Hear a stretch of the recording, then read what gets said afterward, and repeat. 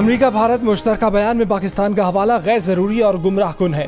तर्जुमान दफ्तर खारजा का अमेरिका भारत मुश्तरका बयान पर रद्द-ए-अमल, कहा कि हैरान है अमेरिका के साथ पाकिस्तान की दहशतगर्दी के खिलाफ करीबी ताउन के बावजूद उसे शामिल किया गया। यकतरफा मौक़िफ़ की तौसीक से गुरेज किया जाए। भारत को जदीद फौजी टेक्नोलॉजीज़ की मुंतकली पर गहरी तशवीश है। ऐसे इक़दाम खत्ते में फौजी अदम तवाज़ुन को बढ़ा रहे हैं। ये जनूबी एशिया में पायदार अमन के मकसद के हसूल में गैर मददगार है। मुश्तरका बयान खत्ते में कशीदगी और अदम इस्तेहकाम के कलीदी ज़राए को हल करने में नाकाम रहा। मुश्तरका बयान में किए दावे दहशतगर्दी के खिलाफ जंग के बैनुल-अक़वामी अज़्म को किस तरह मजबूत कर सकते हैं। पाकिस्तान ने दहशतगर्दी के खिलाफ जंग में बेमिसाल कुर्बानियाँ दी हैं।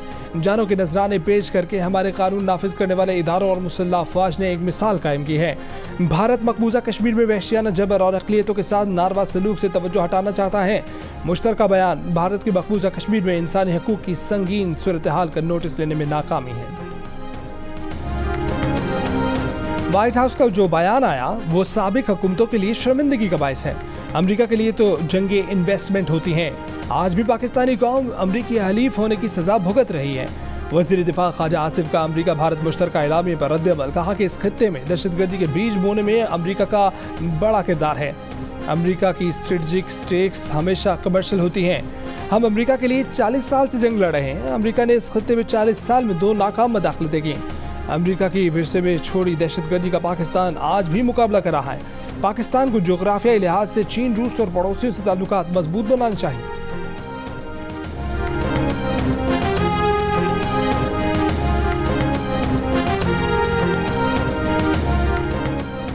अमेरिका चाहता है कि पाकिस्तान का IMF के साथ प्रोग्राम कामयाब हो जाए। IMF आज़ाद इदारा है जो अपने पॉलिसी फ्रेमवर्क में काम करता है। पाकिस्तान में अमेरिकी सफ़ीर डोनाल्ड ब्लूम की बातचीत, कहा कि पाकिस्तान का सबसे बड़ा मसला मईशत का है जिसका हल चाहते हैं। जैसे पाकिस्तान माजी में मुश्किल वक्त से गुजरा, उम्मीद है कि इस बार भी बहरान से निकल जाएगा। अमेरिका पाकिस्तान की तरक्की और खुशहाली का ख्वाह है। हम किसी को तनहा करने की ख्वाहिश नहीं रखते।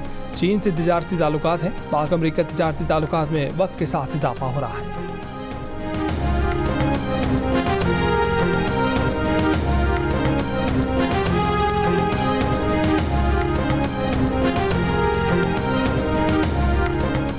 वज़ीर दाखिला राना सनाउल्लाह ने कहा है कि रियासत और हुकूमत का मौक़िफ़ वाज़ेह है। इससे मुश्किल लगता है कि अगर सुप्रीम कोर्ट से मिलिट्री ट्रायल के खिलाफ फैसला आया तो उस पर अमल हो सके। प्रोग्राम आज शाहज़ेब खानज़ादा के साथ में गुफ्तगू करते हुए उन्होंने कहा कि बेंच की तश्कील ही गैर आइनी और गैर कानूनी है। ऐसे बेंच के फैसले को किस तरह तस्लीम किया जाए।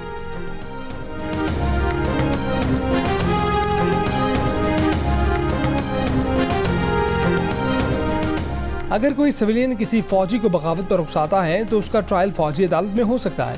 ये कहना कि सिविलियन का कभी फौजी अदालतों में ट्रायल नहीं हो सकता दुरुस्त नहीं है। चीफ जस्टिस उमरता बंदयाल के फौजी अदालतों में सिविलियंस के ट्रायल के खिलाफ केस में रिमांड, कहा कि कॉमन सेंस है कि ऑफिशियल सीक्रेट एक्ट के तहत जुराइम का तयन फौज नहीं करना है।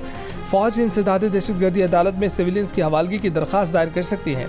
मुलजिमान की रिमांड में हवालगी केस कैसे और किन शवाहिद पर हुई, ये बुनियादी चीज़ मिसिंग है।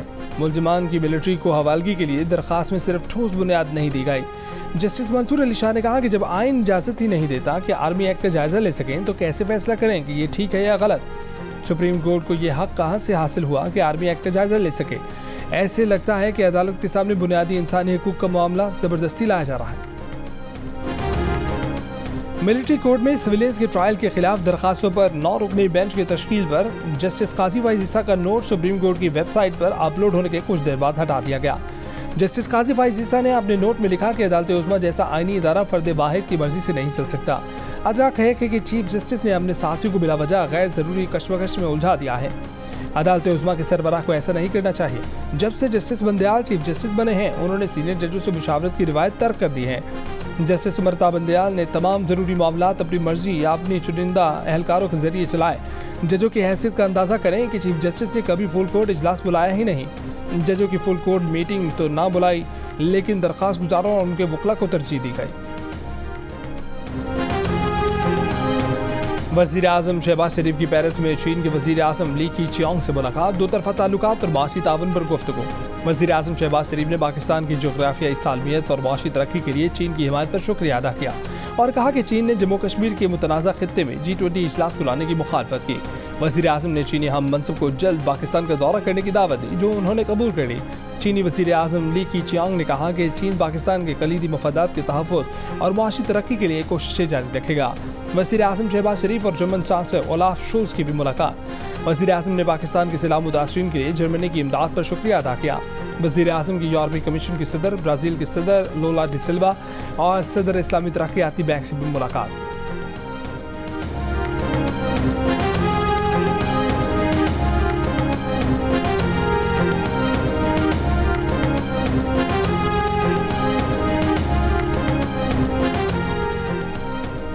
वज़ीर आज़म शहबाज शरीफ की लंदन में पार्टी कायद नवाज शरीफ से मुलाकात, 2.5 घंटे से ज़ायद वक्त गुजारा। कहा कि नवाज शरीफ ठीक हैं, उनका इलाज जारी है। माहौलियात के हवाले से कॉन्फ्रेंस में MD IMF से मुलाकात खुशगवार रही। MD IMF को बताया है कि पाकिस्तान ने तमाम शराइत पूरी कर दी हैं, अब प्रोग्राम बोर्ड में जाकर मंजूर होना चाहिए। पाकिस्तानी टीम की क़यादत इसहाक डार करेंगे, मेरा भी उनसे राब्ता है।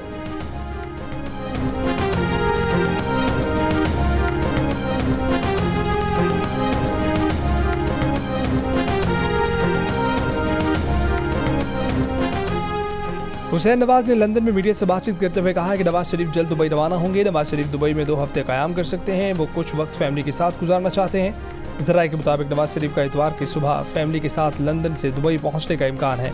नवाज शरीफ हज की अदायगी के लिए दुबई से सऊदी अरब जाएंगे। मरीम नवाज का भी आज लाहौर से दुबई रवानगी का इम्कान, वालिद के साथ हज अदा करेंगे।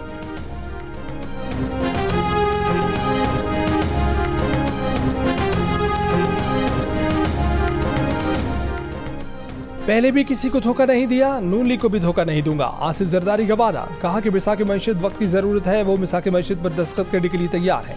उम्मीद है कि दीगर सियासी पार्टियां भी ऐसा ही करेंगी। अगर पीपल्स पार्टी को मौका मिला तो सबको लेवल प्लेइंग फील्ड मिलेगी। टेक्सटाइल और खजाने का वजीर सनतकारों से होगा तो मुल्क तरक्की करेगा।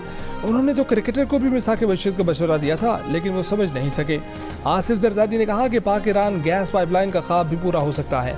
ईरानी सरहद तक गैस पाइपलाइन बनी हुई है, सिर्फ कनेक्ट करने की जरूरत है। सऊदी अरब और ईरान इकट्ठे हो रहे हैं, अब कोई मसला नहीं।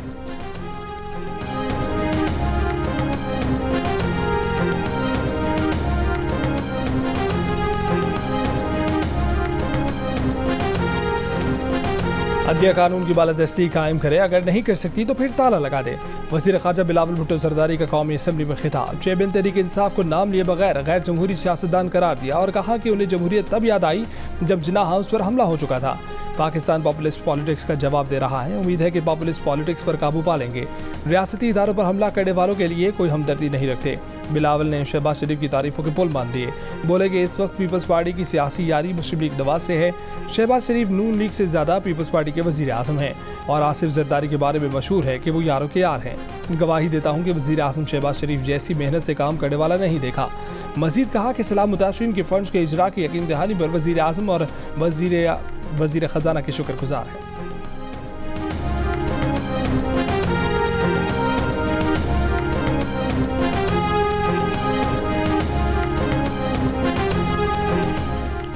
पांच सयाहों की मौत के बाद टाइटन अगले मिशन पर जाएगी या नहीं। इंकशाफ हुआ है कि टाइटन के सरबराह को खबरदार किया गया था कि बगैर लाइसेंस के आबदोजनुमा को कमर्शियल मकासद के लिए इस्तेमाल न किया जाए।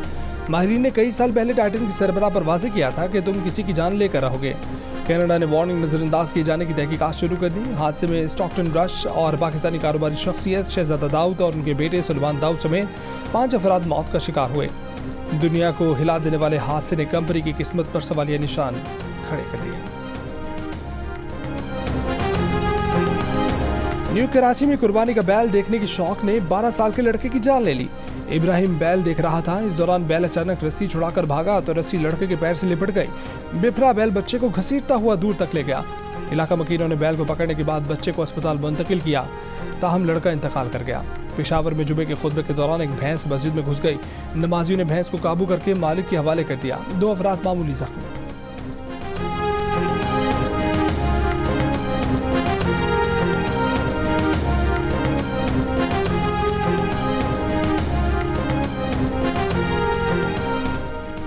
वज़ीर मुमलिकत बराए ख़जाना डॉक्टर आयशा गौस पाशा ने कहा है कि IMF MD का पाकिस्तान से मुतल्लिक हमदर्दाना मौक़िफ़ रहा है। उनकी ख्वाहिश है कि हम नवे जायज़े पर पेशरफ़्त दिखाएं। वक्त कम है, IMF को प्रोग्राम 30 जून को ख़त्म हो रहा है। हमारी कोशिश है कि नवा जायज़ा मुकम्मल हो और हम आगे बढ़ें। पेरिस में जियो न्यूज़ से गुफ्तगू में कहा कि वज़ीर आज़म की IMF MD के साथ मुलाकात मुस्बत रही।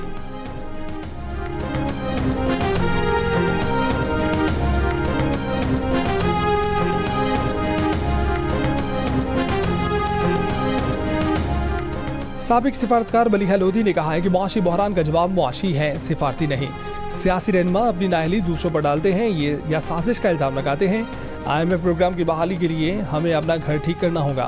प्रोग्राम नया पाकिस्तान में साबिक सिफारतकार मलिहा लोधी ने कहा कि अगर वजारत ख़जाना इतनी नाअहल है कि मुआशी अहदाफ पर अमल नहीं कर सकती तो सिफारतकारी से कोई हल नहीं निकलेगा।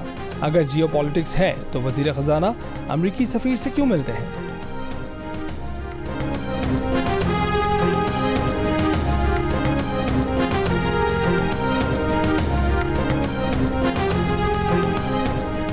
ओकाड़ा के कस्बा कोटबारी के करीब मुबैना पुलिस मुकाबला, 3 डाकू हलाक। पुलिस का दावा है कि डाकू शहरियों को लूट रहे थे। पुलिस के पहुंचने पर फायरिंग की। 2 डाकू अपनी ही साथी की फायरिंग से हलाक हुए।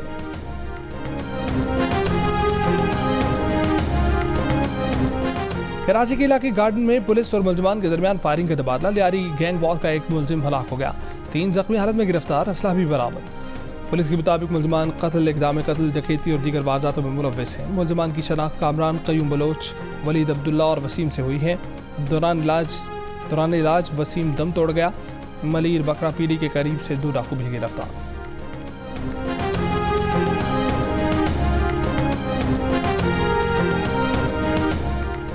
कोयटा में 100 वाटर फिल्ट्रेशन प्लांट्स में 40 जवाब दे गए। महकमा पब्लिक हेल्थ इंजीनियरिंग के पास प्लांट्स की मरम्मत के लिए फंड्स दस्तियाब नहीं। हुक्काम का कहना है कि ठेकेदार ने 60 लाख के वाजिबात पर प्लांट्स की मरम्मत का काम रोक दिया है। बलूचिस्तान हुकूमत ने मरम्मत के लिए 2 साल में 1 रुपया भी जारी नहीं किया।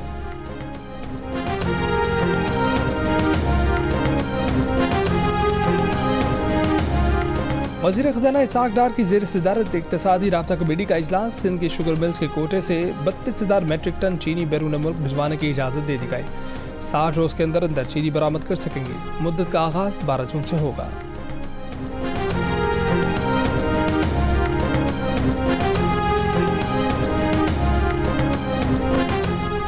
मरीम नवाज से नेशनल पार्टी के सदर डॉक्टर अब्दुल मालिक बलोच की मुलाकात। आइंदा इलेक्शन में बलूचिस्तान से मुस्लिम लीग नून और नेशनल पार्टी के दरमियान वसी तर सियासी इत्तेहाद पर गौर। मरीम नवाज ने कहा कि वज़ीर आज़म यूथ प्रोग्राम के तहत बलूचिस्तान के नौजवानों को आगे बढ़ने के मौके देंगे। नवाज शरीफ और वज़ीर आज़म शहबाज शरीफ ने हमेशा बलूचिस्तान की तरक्की के लिए काम किया। बलूचिस्तान के नौजवानों की तरक्की अव्वलीन तरजीह है।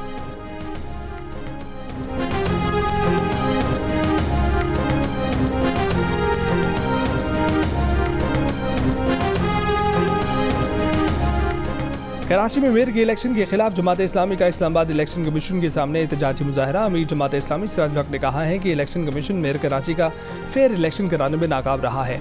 कराची के मैंडेट पर डाका पड़ा। इलेक्शन कमीशन खामोश तमाशाई बना रहा। इलेक्शन कमीशन किस तरह आम इंतखाबात करवाएगा? हाफिज नईमुल रहमान ने कहा कि कराची के हक पर डाका किसी सूरत कबूल नहीं किया जाएगा।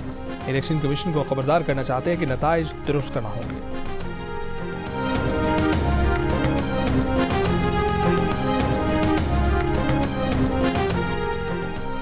पेशावर के इलाके हज़ार खानी में PTI के साबिक MPA फजल लाही के घर पर पुलिस का छापा। फजल लाही घर पर नहीं मिले। फजल लाही के खिलाफ तोड़फोड़, जलाओ घिराव का मुकदमा दर्ज है।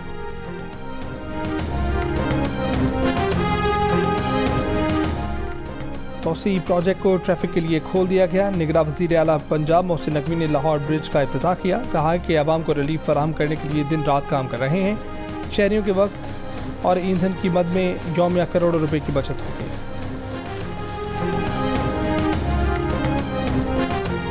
चीन भी हीट वेव की जद में आ गया। जुमेरात और जुमे को चीन में तारीखी गर्मी रिकॉर्ड की गई। दारुल हुकूमत बीजिंग में दर्जा हरारत 41.1 डिग्री को छू गया। बीजिंग मौसमियाती सर्विस के मुताबिक इससे पहले जुलाई 1999 में पारा 41.9 डिग्री रिकॉर्ड किया गया था।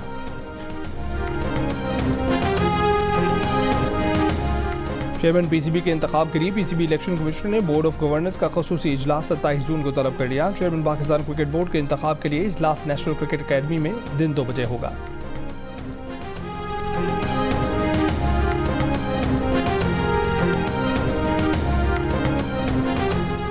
स्पेशल ओलंपिक्स में पाकिस्तान ने एक और गोल्ड मेडल जीत लिया। यूनिफाइड बैडमिंटन विमेंस डबल में फायज़ा नासिर और राहीन खान ने सोने का तमगा जीता। यूनिफाइड मेंस डबल बैडमिंटन में पाकिस्तान का सिल्वर मेडल नौशरवान आरिफ और तलहा आसिफ ने चांदी का तमगा हासिल किया।